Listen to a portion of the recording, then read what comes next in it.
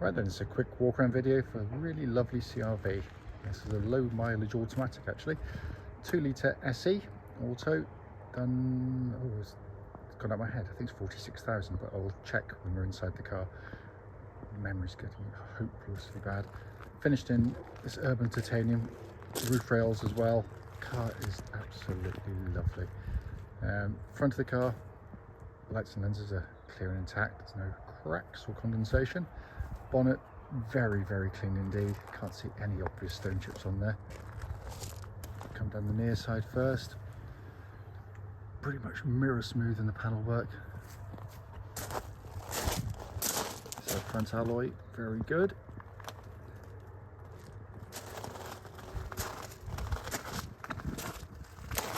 Rear alloy, again, very nice condition. Around the back, very clean and tidy.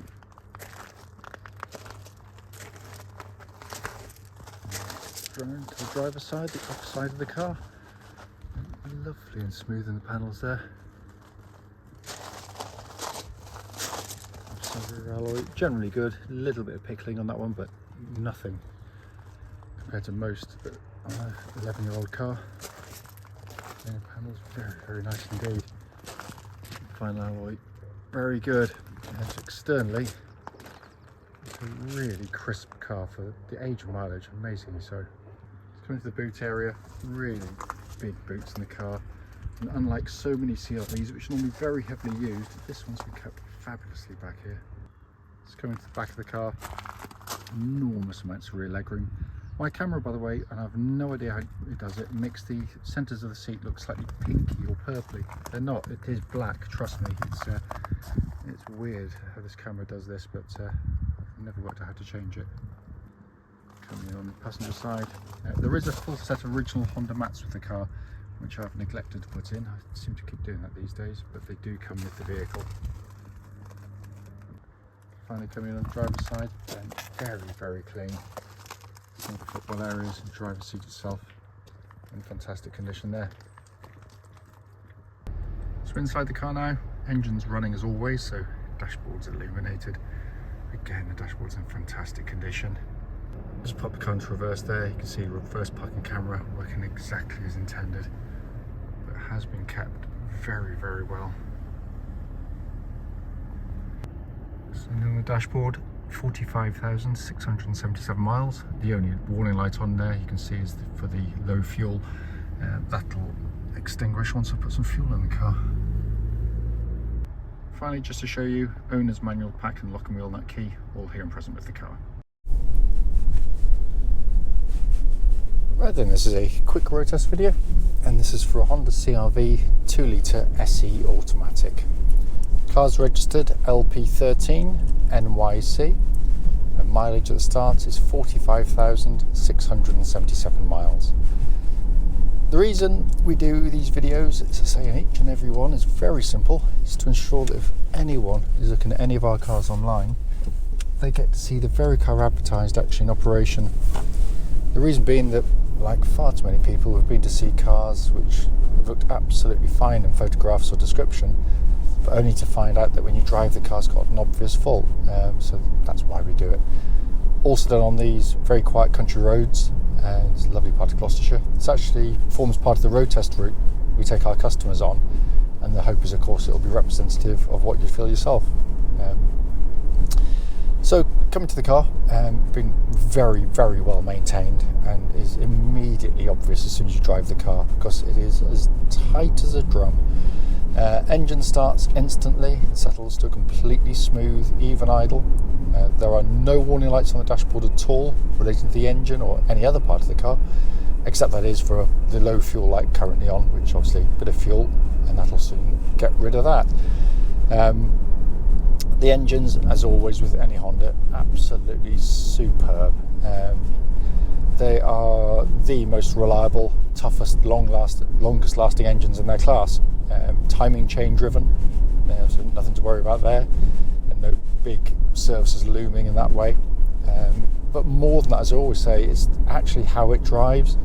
It's just got such a sweet edge to the engine. It's tractable, it's docile, it's flexible, it's keen to get up and rev, but when it does rev, you're not assaulted by a thrashy sounding engine. You put your foot down, it digs deep, lovely induction sound as you always get with Honda cars. It's just a beautiful piece of engineering.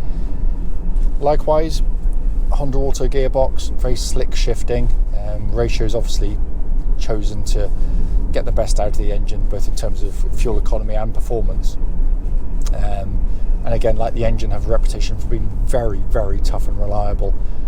Notwithstanding that, as I always say with automatics, just make sure when you're checking any used one, that when you select drive or park from stationary, there's no great thunks as it engages, but also when you're on the move, the gear changes should be smooth.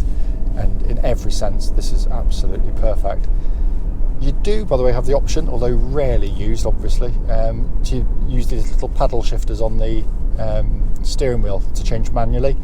The reason I say hardly ever used, most people never use them, but they are quite handy if you're going to do something like, you want to overtake something, but make sure the gearbox doesn't change up before you want it to.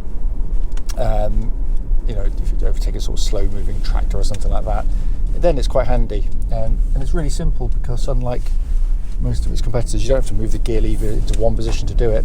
You just pull back on the paddles at any time.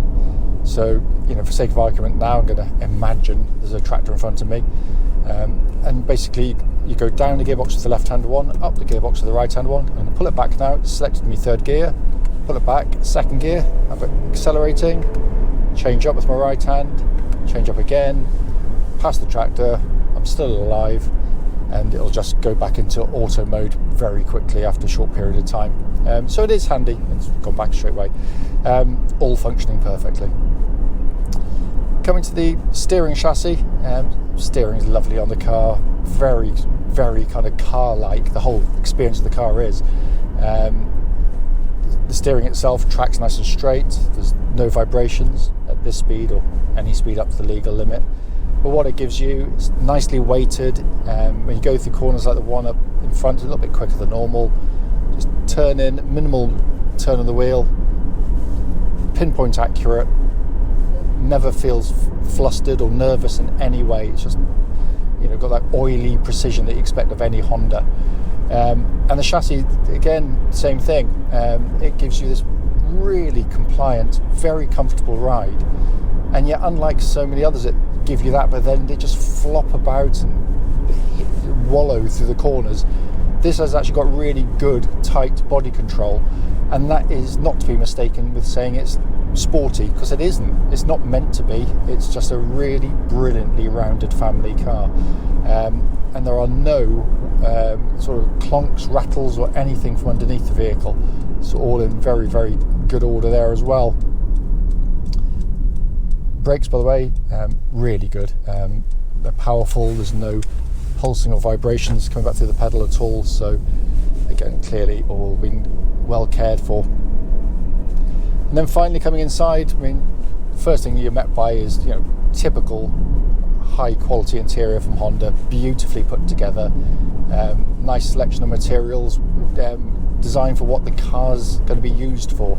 So they could go for soft, squidgy plastics everywhere, but they scag and they mark horribly with, being kicked and thumped by things. These are very resistant to family use, which is why they can stay in such good condition. And they wipe down really easily. But also the fact that it's just a really nice place to sit and drive a car. You've got brilliant visibility in the car. The first thing everyone says when they get in a CR-V, how it doesn't intimidate. You don't get huge amounts of the blind spots in the vehicle. You've got these massive wing mirrors which help as well. So when you're doing kind of lane changes or reversing, they're really, really helpful.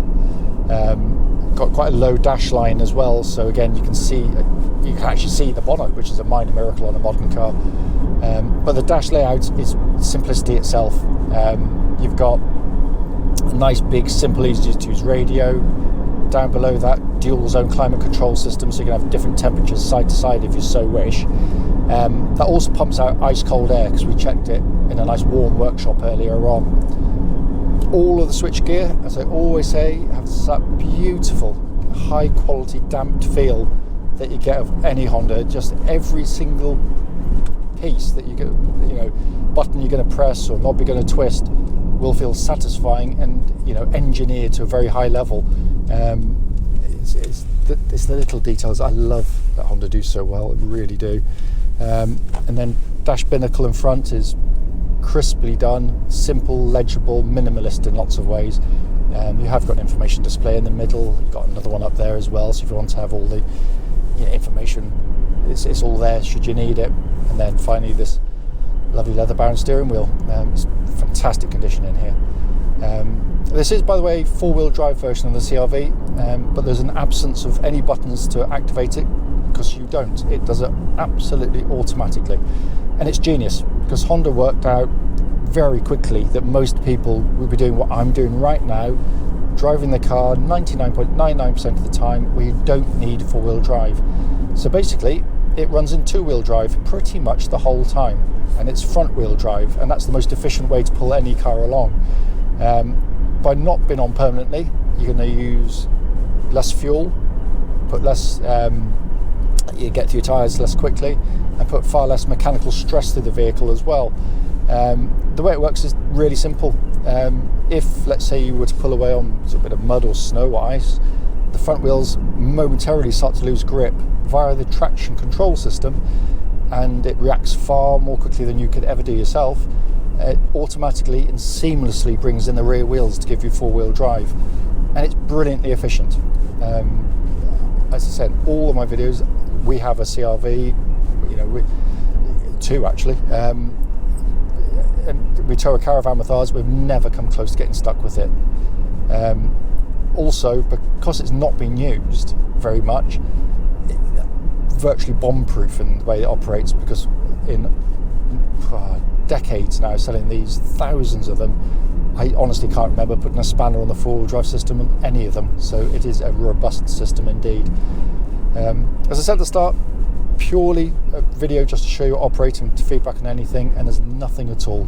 Drives absolutely beautifully.